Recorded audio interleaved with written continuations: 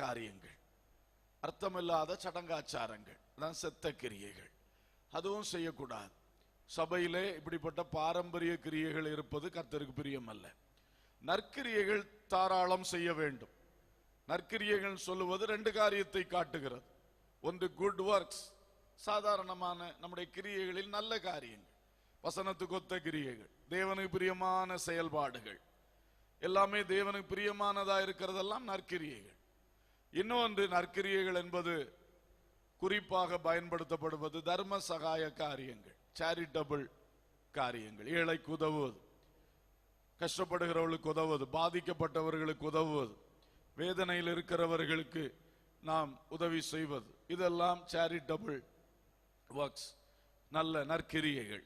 ஆகவே இப்படிப்பட்ட நற்கிரியைகள் அதிகமாய் சபை செய்ய வேண்டும் என்பதில் கர்த்தர் நாட்டமுடையவராய் இருக்கிறார்.